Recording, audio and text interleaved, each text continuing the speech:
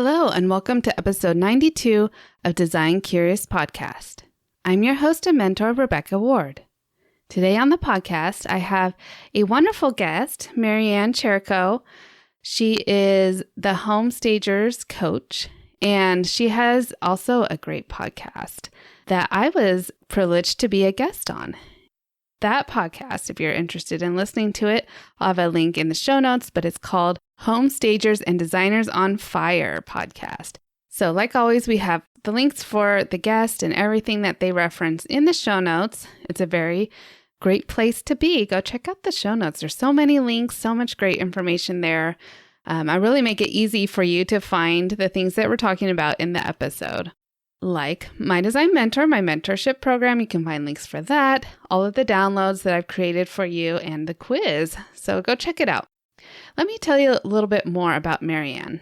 She is a trained personal and professional development coach. She has also owned and operated a successful home staging business since 2005. Her background includes 27 years in real estate. Marianne has coached many home stagers throughout the country on how to level up their business by developing both mindset skills and savvy business strategies. She offers both one-on-one and group coaching services. Helping these home stagers own their magnificence and create a life and business that sets their soul on fire is Marianne's sweet spot.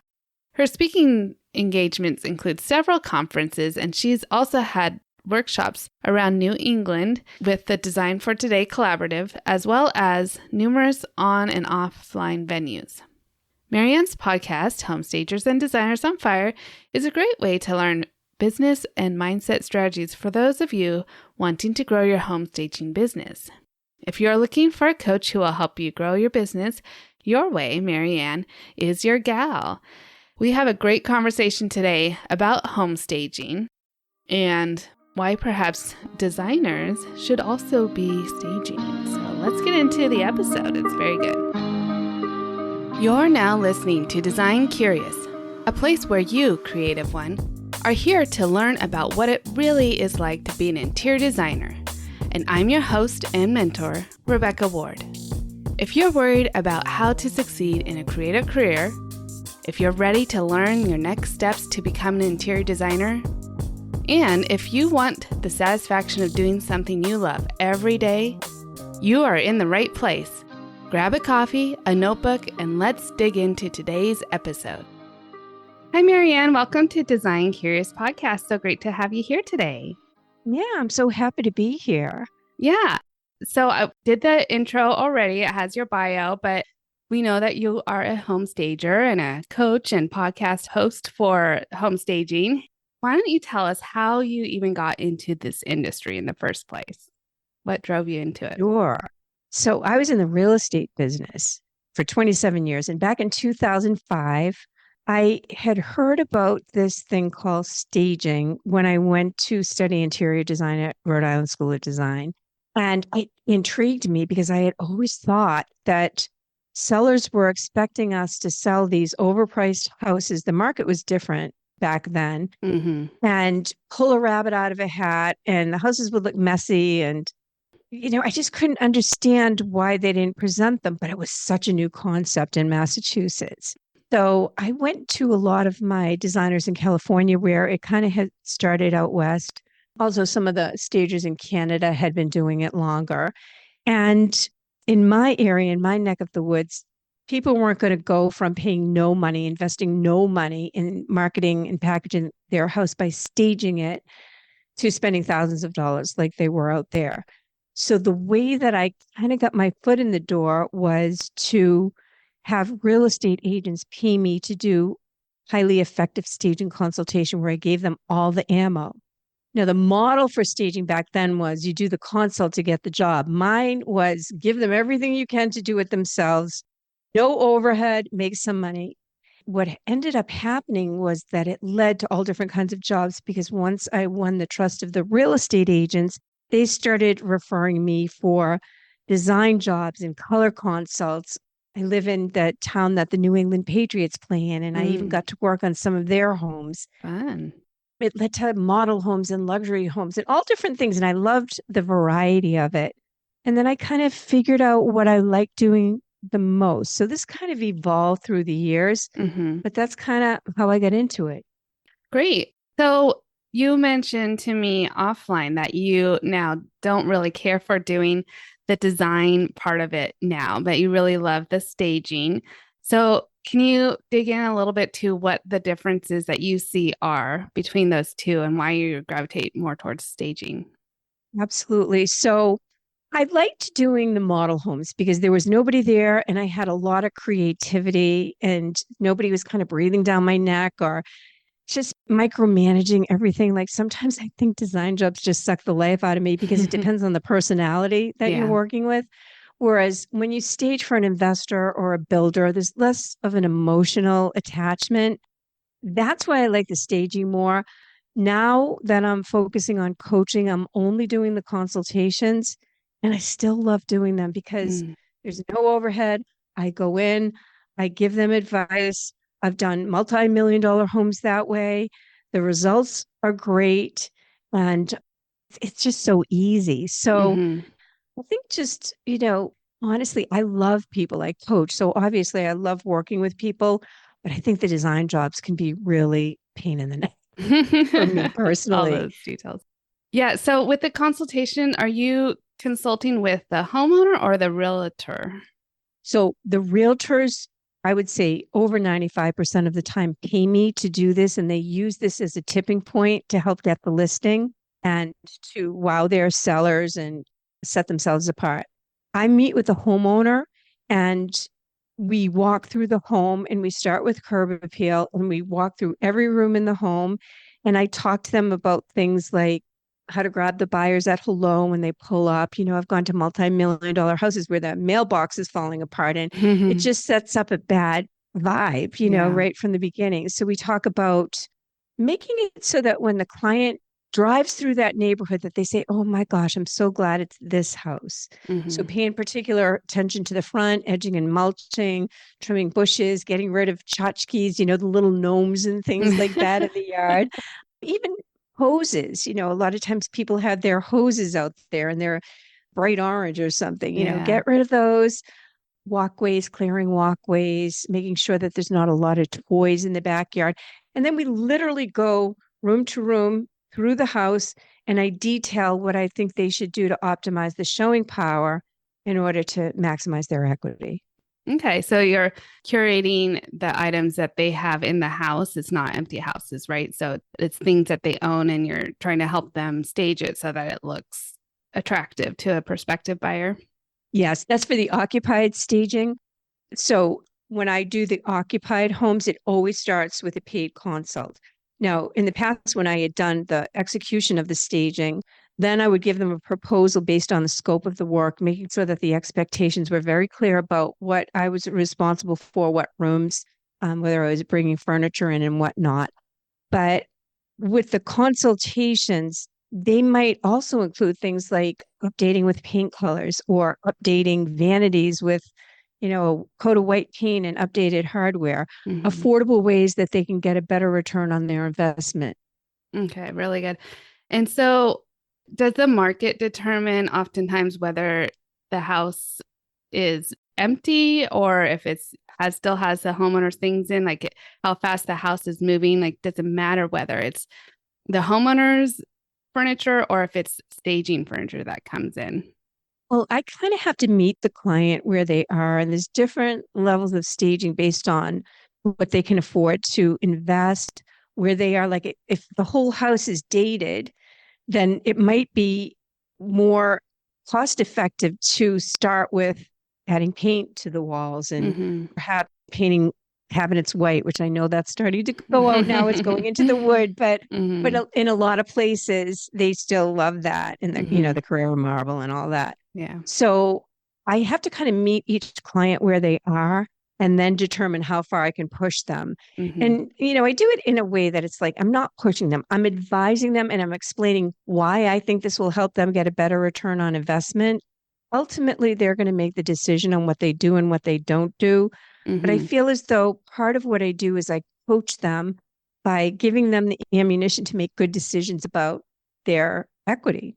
And then I follow up with a detailed report. So it involves decluttering, depersonalizing, but still keeping a warmth to it and rearranging furniture, thinking of the principles of design, like the focal point, creating visual units, like perhaps, a couch with two tables, some updated lamps and a picture over it. So that's one visual unit instead of having like little pictures all over the wall, like a lot of people do just because they have a nail hole, right? Right. Yeah. So it's the principles of design, and knowing about design trends is important, but it's really about the buyer demographic and how you can present that room for pictures, how you can present the room so a buyer is engaged when they come into the room. For instance, like with a master bedroom, I always like to see a beautifully made up bed as I come in, and maybe two nightstands with beautiful lamps, but just inviting, pull me in instead of a bureau with a TV on it, if it's possible. So it's just about kind of creating that buyer experience, but it starts with the pictures because that's their first showing.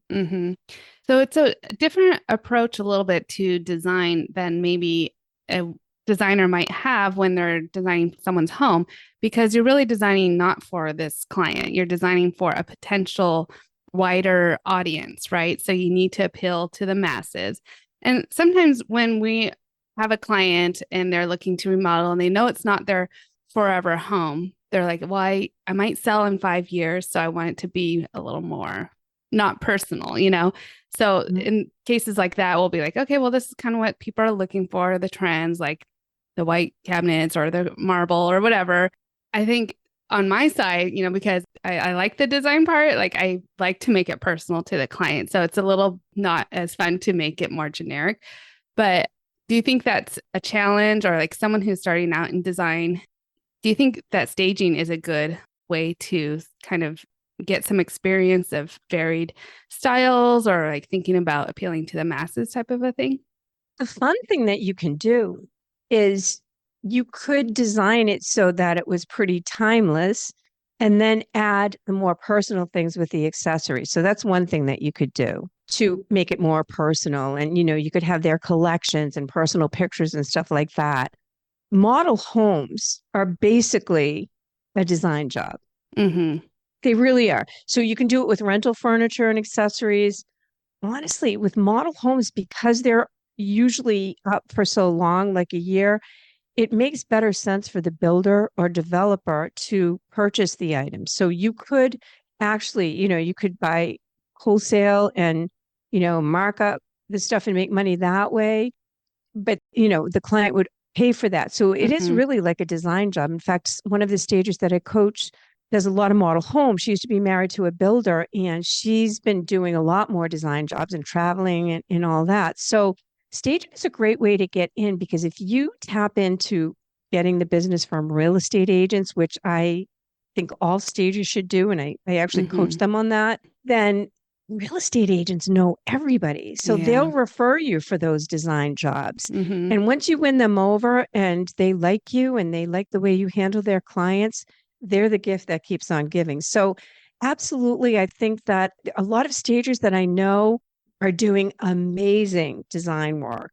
And, they're doing multi-million-dollar homes, and they're doing little trailers, and they're doing beautiful work. But a lot of them are also kind of morphing into design as well, and they're kind of picking and choosing who they want to work with.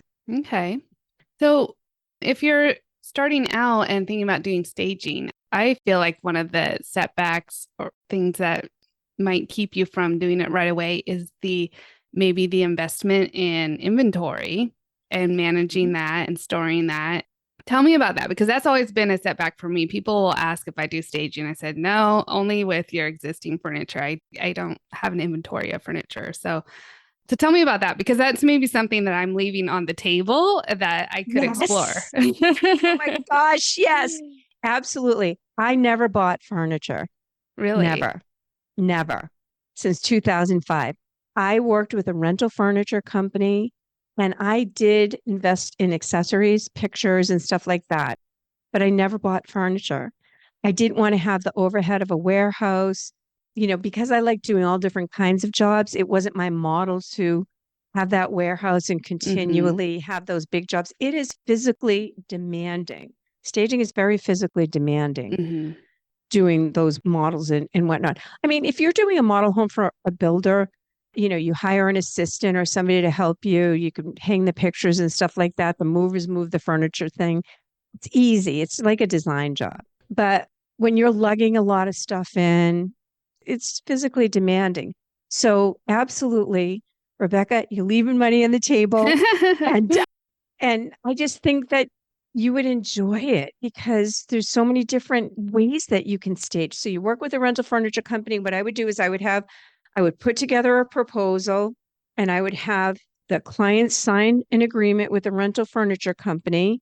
I would quarterback it, but I wanted them to be responsible to the furniture rental company and then sign a contract with me as well. That would detail my fees. And I always got the money up front for the job.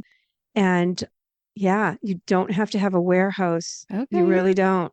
Yeah, that was always the thing. I'm like, I maybe that's the model that I had only seen from stagers that I knew, was that they had their own warehouses. And I'm like, I do not want to be responsible for that. Or I had a realtor reach out and be like, well, I just need staging for 2 weeks. And, can you get something in there? I'm like, no, I don't have any furniture, like, so Right. I hadn't thought about rental furniture. So that's a great. Yeah, absolutely. So what state are you in? California. Oh, you're in California. I bet there's a ton of them. What part of California? Sacramento. Oh my gosh, 2 of my coaching clients are from Sacramento. Really? Okay. And I love them. Wonderful. Yeah. Yeah. They're doing a lot of occupied staging. Okay. Yeah. California staging is really big in California. It has been forever. But I think that more people in California are starting to do the occupied, which is an interesting model. And it's new because in California, I have a friend that was in Danville and she, would always they would clear the house out and then she'd bring everything in. But you absolutely could stage. So don't turn down those jobs. All right. You can do it. Yeah. Yeah. I mean, I did do model homes. I worked for a model home designer when I was first starting out after I graduated for 3 years. And it was a lot of fun. I liked it. And then when I had my own business and we did do models a couple years ago, but that just seemed like a different thing than staging because it was, like you said, the builder is purchasing the furniture. So I didn't have to worry about renting it or, anything like that. Yeah. So it's more like a design job. And the thing is, it's like plug and play for what you're going to charge. You decide what you're going to charge for your fee. And then you add in the variables like, what the rental furniture is going to be. They're going to have a contractual thing with that anyways. And so that gives them an idea of what it's going to be, the fee for any movers, which would be with the rental furniture company, if you're going to rent back your accessories, stuff like that. So it's pretty much plug in the numbers and that's what it is. Okay. And, if they don't want to pay it, then they're not your ideal client, right? Right. Yeah. So. Yeah. Same with design work. Yeah. Okay. So then it's just keeping in mind if you're going in there and still using your design expertise, just trying to keep it more timeless and a little more generic, I think, that in your paint recommendations and things like that, keeping an eye on what local market is and what people want to see, right? And how would you go about understanding what that is? Is it like visiting model homes, or what's the best way to see what sells well in your area? When I was doing like the model homes for builders, they would typically have model homes in different areas of the state in Rhode Island, which is a state close to me. And they would say, for this particular house, there's a lot of people coming from this beach area, which is more expensive, but they're kind of coming this way because they can't afford it. So I want it to feel like upscale beach chic. So they'd kind of give me an idea. Or, when Joanna Gaines was really big, I did a rural house for them on a cul-de-sac, a family house. And so I kind of did that kind of feel. A city loft is going to be maybe more mid-century in my area. But then if it's in Beacon Hill, which is an old, really expensive, like old money kind of place, I'm going to treat it differently. Maybe even bringing in some antiques. Like maybe I go antique shopping for big pictures and stuff like that. So it really depends on the area that you're in and what the people like there in your typical buyer. You know, if it's in a cul-de-sac of mid-range homes, it's going to be a family area pretty much, right? Like you can kind of deduct that. You can even ask the builder or developer who they see as your typical buyer. If it's a 2-bedroom, you know it's not going to be a place with big family. Maybe it's an over 55. And, you know, I'm 66 and I say to people, I don't want fuddy-duddy. You know, I don't want like old fashioned. Like I want it to feel updated and cool and stuff like that. So that's kind of how I would look at it. Okay. Great. Now tell us a little bit about your coaching program for stagers. What kind of program do you offer? So I have 3 ways that people can work with me. One is one-on-one, where we do 1-hour session, and I have a package for that. Another is my group coaching program, where there's a handful of stagers from all over. 2 of them are from Sacramento, and it's a year commitment, but the fees are very reasonable for somebody that really wants to make a dedicated commitment to growing their business. And we talk about everything from, I'm really big on messaging and marketing and dialing in your ideal client. And I'm really big on people getting paid what they're worth and dealing with mindset issues that stop us from creating a life and business that we love. So that's my group coaching. And then the last way is every few months, I offer a program called Unlock the Power of Agent Referrals and Boost Your Bottom Line. And it's all about getting business from real estate agents. Okay. And that's like a boot camp or like it's a 6-session masterclass. Yeah. I just finished one and I'll probably be launching another one in about a month. Great. Well, that's a lot of different ways people can work with you. They need a lot. I'm sure over the years, you've gotten so much experience and you have a lot of knowledge that you can share. And like, you know, just like me, helping people to take the fast track and not have to do all of the things that we learned along the way, like to learn from our mistakes and get ahead more quickly in life. The school of hard knocks, right? Yeah. I know. You know, I have 3 daughters and it's, you know, you always want them to, but it seems like my coaching clients listen to me. My daughters do sometimes. I know. They're good kids. So, you know. Yeah. Yeah. And then you have your podcast. It's called Home Stagers and Designers on Fire. Is that correct? Yes. And you can find that on Apple, Spotify, any of the major podcast platforms or my website. Great. And so you have guest interviews and you kind of talk just great advice on there as well. So and actually I've had a lot of designers speak on my podcast. Do you know Luann Nigara? Yeah. And Rachel Moriarty and Debbie Daly and Wendy Wallace-Chuck and Claire Jeffords spoke on one of my first ones. So a lot of wonderful, wonderful designers talk about design as well. But I mostly work with stagers who do design. Okay. And some organizers call me. So, yeah. Yeah, that kind of is adjacent to staging too, because you need to like clean up and organize your spaces before you move or whatever. So that's great. So any other great advice you might have for a designer or someone curious about the industry starting out that you would like to let them know? Yeah, I mean, there's so many business models for staging. And I think to your point, a lot of people think that there's only one way you can do it with the warehouse. A lot of stagers that I work with are doing short-term rentals and VRBOs. Some of them are working with a big development company and refreshing their model apartment units. Some of them are doing more vacant, some are doing more occupied, some only want to do consults. And so you get to make it the way that you want, and having a design background is only a plus. Okay, that's great. Yeah, it really kind of opens the door for a lot of people who might be thinking about design, but this could actually get them a little more experience quicker because your client kind of turns over really quickly. They're selling their house and then the next realtor has another one for you, you know, so. And I think that being able to strategically market to real estate agents is so much easier than kind of casting a net of, I like to work with busy professionals, you know, because how do you really find them? Whereas we know where to find the real estate agents. So it's a good marketing strategy as well. Mm-hmm. Yeah, really good. And realtors are always networking. They're always looking for someone to increase their network, and knowing designers is a great way as well. So, well, wonderful, Marianne. Thank you for your knowledge today. And it's really good. I learned a lot about staging, and definitely going to take into consideration and adding that to my repertoire.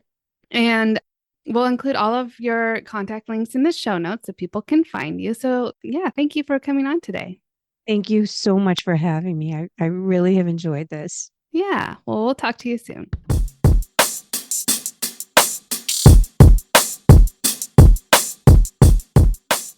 Such a great conversation with Marianne. I really enjoyed getting to know her. And like I said, I was also on her podcast, and that's episode 125 of the Home Stagers and Designers on Fire podcast. So go check that out. And I really am going to consider staging.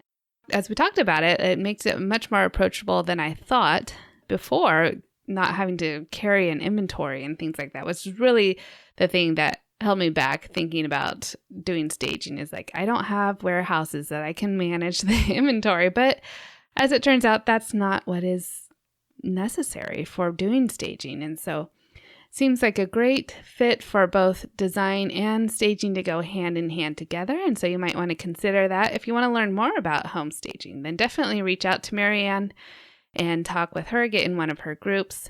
And I think she'd be a great resource for you. That's it for this week. Next week, we'll have another great episode. And until then, stay creative. Thanks for listening. If you love this episode, please leave a rating and a review. This helps me reach other curious creatives like you. If you have a topic request or would like to contact me, simply head over to my website, rwarddesign.com, or email me at podcast@rwarddesign.com.